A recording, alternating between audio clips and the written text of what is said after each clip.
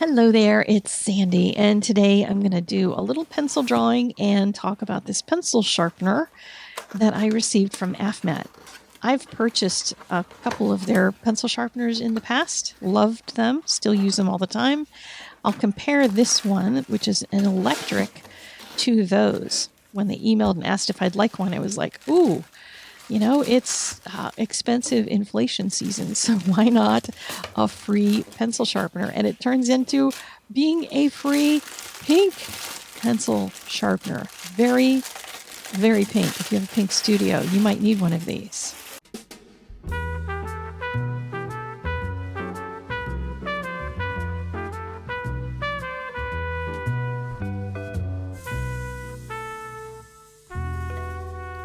So I'm going to get this puppy tested. I've got it all plugged in and ready to go. It's got a bunch of holes in the front for different sizes and shapes of pencils.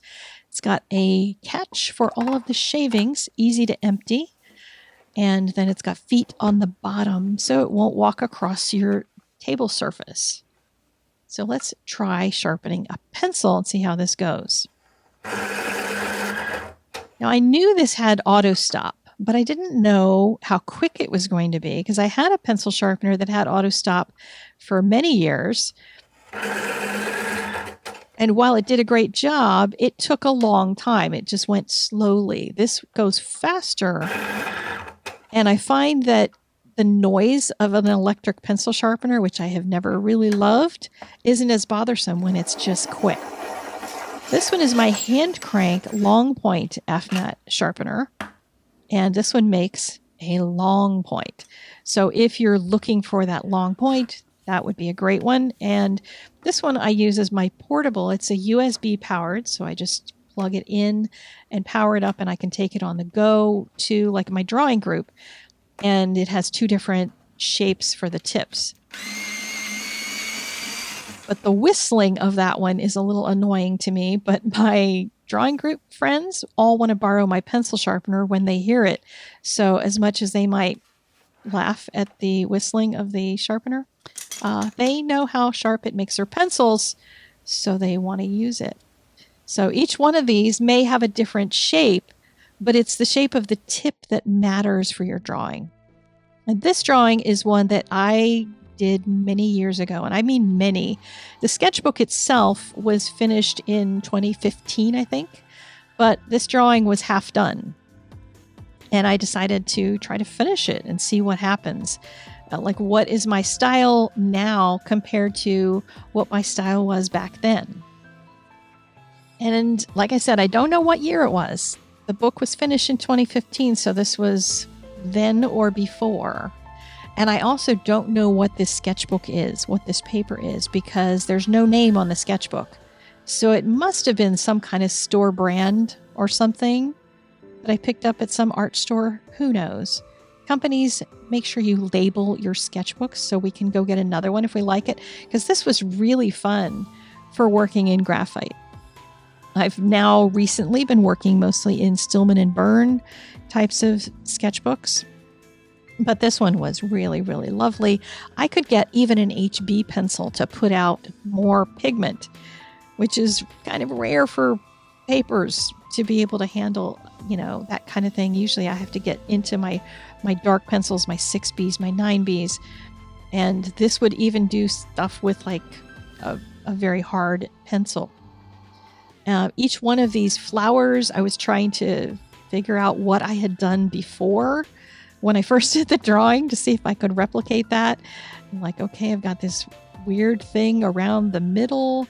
It's got 3 parts to it.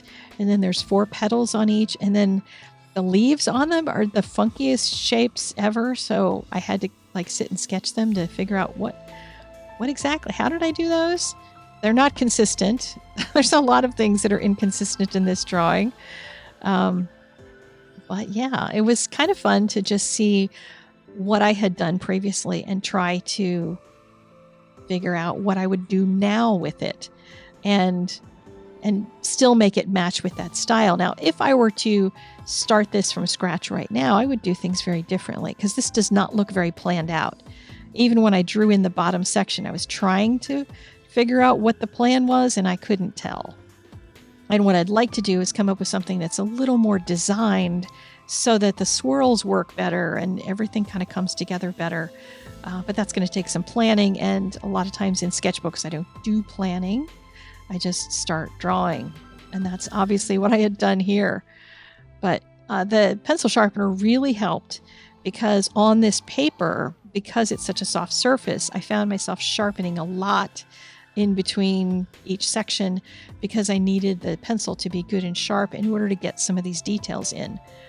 And I wasn't using any blending solution or blending stumps or anything, so I was relying on the pencils to get all that texture in there.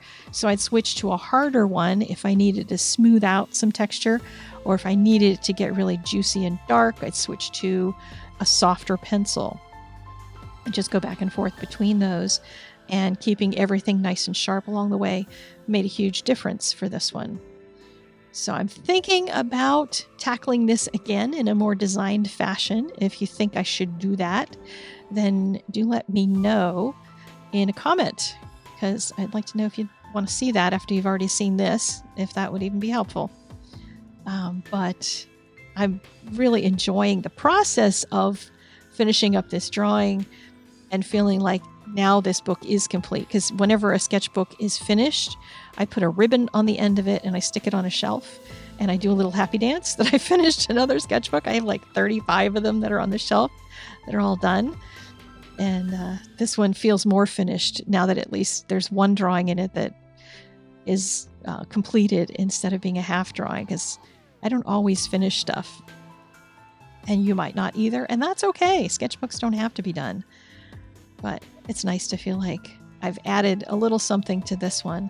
And I was going through all these sketchbooks because I'm working on a drawing book and I wanted to see if there were ideas in my old sketchbooks that I wanted to pull into the book, that kind of thing. And I did pull out some really great ideas.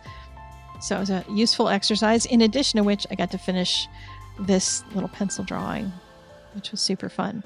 So don't let anybody tell you that graphite can't make for a really fun, good drawing.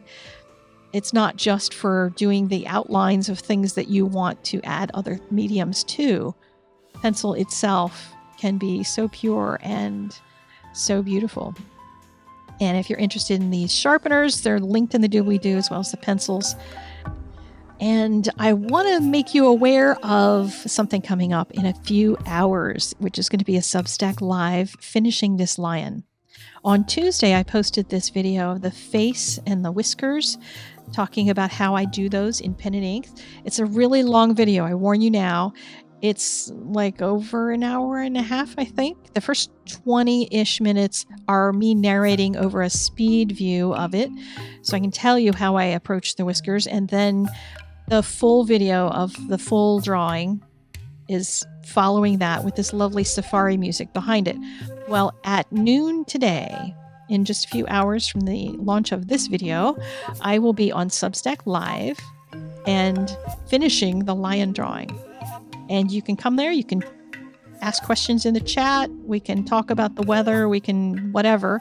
And if you have this drawing started, or if you want to get it started between now and then, you can go do that right now. Links to that video and to Substack and everything are in the doobly-doo, along with all those supplies. And that's about it for today.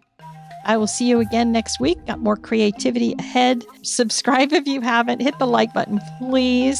Makes a huge difference to the channel. And I will see you soon, hopefully on Substack.